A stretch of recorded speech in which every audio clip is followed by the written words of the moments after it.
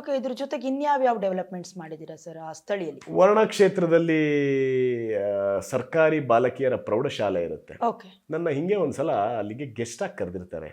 ಹೋಗಿರ್ತೀನಿ. So ಅಲ್ಲಿ ಮಾತಾಡೋ ಟೈಮಲ್ಲಿ ಸ್ಕೂಲ್ ಮಕ್ಕಳೆಲ್ಲ ಹೆಣ್ಮಕ್ಳೆಲ್ಲ ಸೇರ್ಕೋತಾರೆ. ಅದರಲ್ಲಿ ಒಂದಿಬ್ಬರು ಹುಡುಗಿರು ಅಲ್ಲಿ ಅವರೆಲ್ಲ ಬಹಿರ್ದೆಸೆಗೆ ಹೋಗ್ತಾ ಇರ್ತಾರೆ. Okay okay. ನಾನು ಯಾವ ಕಾಲದಲ್ಲಿದ್ದೀವಿ ಸರ್ ನಾವು? ಇದ್ಯಾ ಎಂಥ ಕ್ಷೇತ್ರ ವರುಣಾ ಕ್ಷೇತ್ರ ಅಂದರೆ ಎಂಥ ಹೆಸರಿರೋ ಕ್ಷೇತ್ರ. ಇಲ್ಲೊಂದು ಗೌರ್ಮೆಂಟ್ ಸ್ಕೂಲಲ್ಲಿ ಟಾಯ್ಲೆಟ್ಟು ಮುರಿದೋಗಿದೆ, ಇನ್ನೂ ಅದು ರಿಪೇರಿ ಆಗದಿರೋ ಅಷ್ಟು ಇನ್ನೂ ಹಿಂದೆ ಉಳಿದಿದ್ದೀವ ಅಂತ ನಾನು ಯೋಚನೆ ಮಾಡ್ತಿರ್ತೀನಿ. ಯಾಕಂದ್ರೆ ನಮ್ಮ ಸರ್ಕಾರದಲ್ಲಿ ಕೆಲವು ಸಿಸ್ಟಮ್ಗಳಿದೆ. ನೀವು ಅದು ಪುರಸಭೆಯವ್ರಿಗೆ ಹೇಳಿದ್ರೆ ಅವ್ರು ನಮಗೆ ಬರಲ್ಲ ಸರ್, ಅದು ಎಜುಕೇಷನ್ ಡಿಪಾರ್ಟ್ಮೆಂಟು BO ಬರುತ್ತೆ, ಅಲ್ಲಿಂದ ಅಪ್ರೂವ್ ಆಗಬೇಕು. ನೀವು ಅಲ್ಲಿ ಹೋದ್ರೆ ಸರ್ MLA ಸರಿಂದ ಅಪ್ರೂವಲ್ ಬರ್ಬೇಕು ಸರ್. ಈ ಥರ ಹೇಳ್ಕೊಂಡೆ ಒಬ್ಬರ ಮೇಲೆ ಒಬ್ರು ಹಾಕ್ತಾ ಇರ್ತಾರೆ. ಅಂಥ ಕೆಟ್ಟ ವ್ಯವಸ್ಥೆಯಲ್ಲಿ ಬದುಕ್ತಿದ್ದೀವಿ ನಾವು. ಬಟ್ ನಾನು ಹೋದಾಗ ಹುಡುಗಿರುಗಳು 10 ಜನ ಹಿಂಗೆ ಸುತ್ತ ನಿಂತ್ಕೊಂಡ್ರೆ ಅದ್ರ ಮಧ್ಯದಲ್ಲಿ they should go.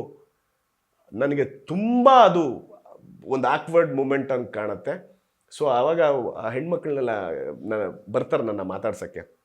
Hi sir, ನಾವು ನಿಮ್ಮ ಸೀರಿಯಲ್ ಅದರಲ್ಲೊಂದು ಹುಡುಗಿ ತುಂಬ ಬೋಲ್ಡಾಗಿ ಕೇಳ್ತಾಳೆ ನನ್ನ, ಸರ್ ಇಲ್ಲಿ ಇದುವರೆಗೂ ಬಂದವರೆಲ್ಲ MLAಗಳು ಮಿನಿಸ್ಟ್ರುಗಳೆಲ್ಲ ಬಂದವರೆಲ್ಲ ಮಾಡಿಸ್ಕೊಡ್ತೀವಿ ಅಂತ ಹೇಳ್ಬಿಟ್ಟು ಹೋದ್ರು, ನೀವು ಹಂಗೇನಾ ಸರ್? ನಾನಲ್ಲಿ ಮಾಡಿಸ್ಕೊಡ್ತೀನಿ ಅಂತ ಹೋಗಿರಲ್ಲ, ಬಟ್ ಅವ್ರು ಹೇಳಿದ ಮಾತು ಅವ್ರು ನನ್ನನ್ನು ಏನೋ ಸೇರಿಸ್ಬಿಟ್ರಲ್ಲ ಅಂತ ಒಂದ್ ಕಡೆ right on that spot contractor ಕರೆಸ್ತೀನಿ, ಅಲ್ಲೇ ಗುದ್ಲಿ ಪೂಜೆ ಮಾಡಿಸ್ತೀನಿ. 15 ದಿವಸದಲ್ಲಿ ನನ್ನ ಸ್ವಂತ ದುಡ್ಡಿನಲ್ಲಿ ಅಲ್ಲಿ 2 ಬಾತ್ರೂಮ್ನ ಕಟ್ಸ್ಕೊಡ್ತೀನಿ. Same day. ಎಸ್, 15 ದಿವಸಕ್ಕೆ ಅದು ಉದ್ಘಾಟನೆ ಆಗುತ್ತೆ. ಅಂದ್ರೆ ಈಗ ಪಾಲಿಟಿಕ್ಸ್ ಅಲ್ಲಿ ಎಷ್ಟೊಂದು ಡಾಮಿನೇಷನ್ ಇರುತ್ತೆ ಅಂತ ನೀವು ಹೇಳೋದ್ರಲ್ಲಿ ಗೊತ್ತಾಗುತ್ತೆ. ಡೆಫಿನೆಟ್ಲಿ. ಈ ತರ ಏನಾದ್ರು ಫೇಸ್ ಮಾಡಿದ್ದೀರಾ ಸರ್? ಹಂಚ್ಕೋಬೋದಾ ನಮ್ ಜೊತೆ? ತುಂಬಾ ಮಾಡಿದ್ದೀನಿ. ನನ್ನ ಹೆಸರು MLA ಎಲೆಕ್ಷನ್ ಅಲ್ಲಿ ಇತ್ತು, MP ಎಲೆಕ್ಷನ್ಗೂ ಕೂಡ ಇತ್ತು. ನಾನು ಹೇಳೋದು, ನರಸೀಪುರ ಕ್ಷೇತ್ರದವನಾಗಿ ವರ್ಣ ಕ್ಷೇತ್ರಕ್ಕೆ ಹೋಗಿ ಗೆದ್ದು ಬರಕ್ ತಾಕತ್ತಿರೋನಿಗೆ ಯಾಕೆ ನೀವು ಅಲ್ಲಿಂದ ನನಗೆ ಒಂದು ಬಾರಿ ವಿಧಾನಸಭೆಗೋ ಅಥವಾ ಲೋಕಸಭೆಗೋ ಟಿಕೆಟ್ ಯಾಕೆ ಕೊಡಲ್ಲ? ನಾನು ನನಗಿದೆ ಪಾರ್ಟಿ ಕಟ್ಟಬೇಕಂತಿದೆ. ನಾನು ಗೆದ್ದರೆ ನಾನು ಗೆಲ್ಲಲ್ಲ, ನನ್ನ ಜೊತೆ ನನ್ನ ಪಾರ್ಟಿನೂ ಬೆಳೆಸ್ಕೋತೀನಿ. ಯಾಕಂದರೆ ಇವತ್ತಿಗೂ ನೀವು ಹಳೆ ಮೈಸೂರು ಭಾಗ, ಮೈಸೂರು ಚಾಮರಾಜನಗರ ಜಿಲ್ಲೆಯಲ್ಲಿ BJPಗೆ ಬೇಸ್ ಇಲ್ಲ. ಹೌದು. So this is the right time. ನೀವೊಬ್ಬ ಯಂಗ್ಸ್ಟರು ಅಥವಾ ಯಾರೋ ಒಬ್ಬ ಕ್ಯಾಲಿಬರ್, ನಾನಲ್ಲ ಇನ್ನೊಬ್ಬ ಯಂಗ್ಸ್ಟರ್ಗಾದ್ರೂ ಕೊಡಿ. ಆದರೆ ಯಾರೋ ಎಲ್ಲೋ ಮನೇಲಿ ಕೂತಿರ್ತಾರೆ, ರಿಯಲ್ ಎಸ್ಟೇಟು ಅಲ್ಲಿ ಇಲ್ಲಿ ದುಡ್ಡುಗಳು ಮಾಡ್ಕೊಂಡು ಕೂತಿರ್ತಾರೆ. ಸಡನ್ನಾಗಿ ಎಲೆಕ್ಷನ್ ಹತ್ರ ಬಂದ ತಕ್ಷಣ ಅವರು ಡೈಲಿ ಬಂದು ಪಾರ್ಟಿ ಏನೋ ಇಷ್ಟು ವರ್ಷ ಪಾರ್ಟಿ ನಾನೇ ಕಟ್ಟಿದ್ದೀನಿ ಅಂತ ಪ್ರೊಜೆಕ್ಷನ್ ಮಾಡ್ಕೊಂಡ್ಬಿಡ್ತಾರೆ. ಅಂಥವ್ರಿಗೆ ದಯವಿಟ್ಟು ಟಿಕೆಟ್ ಕೊಡಬೇಡಿ. ನಾನು ಅದನ್ನೇ ನನ್ನ ಪಾರ್ಟಿ ಲೀಡರ್ಸ್ಗೆ ಯಾವಾಗಲೂ ಕೇಳ್ಕೊಳ್ಳೋದು. ಯಾಕಂದರೆ ನಮ್ಗೆ ಆಸೆ ಇದೆ, ನಾವು ಈ ಪಾರ್ಟಿ ಸೋಲ್ಲಿ ಅಂತ ಕಾಯ್ಕೊಂಡು ಕೂತಿರೋರಲ್ಲ, ಈ ಪಾರ್ಟಿ ಗೆಲ್ಲಬೇಕು ಅಂತ ಕಾಯ್ಕೊಂಡು ಕೂತಿರೋರಲ್ಲಿ ನಾವು ಒಬ್ಬರು. ಆಮೇಲೆ ಅವ್ರು ಬರ್ತಾರೆ, ಬಂದ ಹೊಸ್ತರಲ್ಲಿ ಅರ್ಜುನ್ನು, ರಮೇಶು, ಇವರು ಸ್ಟ್ರಾಂಗು, ನಾವ್ಯಾಕೆ ಇವ್ರನ್ನ ಕ್ಯಾಂಪೇನ್ ಕರಿಬೇಕು, ಇರ್ಲಿ ಬಿಡಿ ಅವ್ರ ಮೂಲೆ ಗುಂಪಾಗ್ಲಿ ಅಂತ ಆ ಟೈಮಲ್ಲಿ ನಮ್ಮನ್ನ ಮೂಲೆ ಗುಂಪು ಮಾಡೋದು. So this is where party ಹಾಳಾಗುತ್ತೆ. ಸೊ ನಾನು ಹೇಳೋದು, ನಮ್ಮನ್ನು ತಗೊಳ್ಳಿ, ಹೋಗಿ ನಮ್ಗೆ ಟಿಕೆಟ್ ಸಿಗ್ಲಿಲ್ವಾ, ಬೇಡ ಸರ್, ನಿಮ್ಗೆ ಯಾರಿಗೋ ಸಿಕ್ಕಿದ್ಯಲ್ಲ ನಮ್ಮನ್ನು ವಿಶ್ವಾಸಕ್ಕೆ ತಗೊಳ್ಳಿ. ನೀವು ಯಾರೋ 10-15 ಜನ ನಿಮಗೆ ಇಡೀ ಕ್ಷೇತ್ರ ಗೆಲ್ಲಿಸ್ತೀವಿ ಅಂದವ್ರನ್ನ ಎತ್ಕೊಂಡು ತಿರುಗಾಡಿದ್ರೆ ಆಗಲ್ಲ.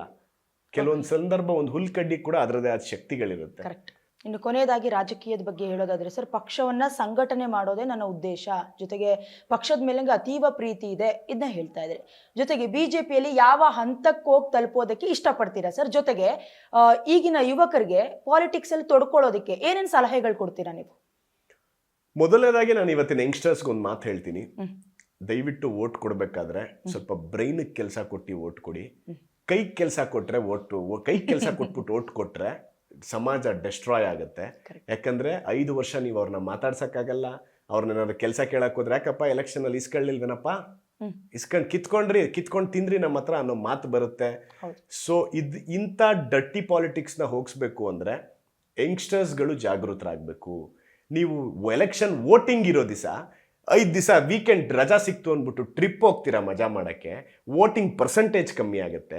ಅವಾಗ ಯಾರು ಪಾಪ ಬಡತನದಲ್ಲಿರ್ತಾರೋ, ವಿದ್ಯಾವಂತರುಗಳು ಜಾಸ್ತಿ ಇರ್ತಾರೋ ಅಂಥ ಕಡೆ ಆ ದುಡ್ಡು ಮ್ಯಾನಿಪುಲೇಟ್ ಮಾಡುತ್ತೆ, ಅವ್ರ ವೋಟ್ ಸಂಖ್ಯೆ ಜಾಸ್ತಿ ಆಗುತ್ತೆ.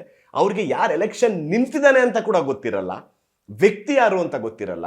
ಅಲ್ಟಿಮೇಟ್ಲಿ ಬ್ರಿಟಿಷರಿಂದ ಸ್ವಾತಂತ್ರ್ಯ ತಗೊಂಡ್ವಿ, ಬಟ್ ಮತ್ತೆ ಅವ್ರಿಗಿಂತ ಕೆಟ್ಟದಾಗಿ ನಾವು ಆಡಳಿತದಲ್ಲಿ ಒಳಪಟ್ಟಿದ್ದೀವಿ, ಆ ವ್ಯವಸ್ಥೆ ಒಳಗೆ ಒಳಪಟ್ಟಿದ್ದೀವಿ. ಅವ್ರೇನು ಹಿಂಸಿಸ್ತಿದ್ರೋ ಅವರು ದೈಹಿಕವಾಗಿ ಹಿಂಸಿಸ್ತಿದ್ರು, ಇವರು ಮಾನಸಿಕವಾಗಿ ಹಿಂಸಿಸ್ತಿದ್ದಾರೆ, ಆರ್ಥಿಕವಾಗಿ ಹಿಂಸಿಸ್ತಿದ್ದಾರೆ.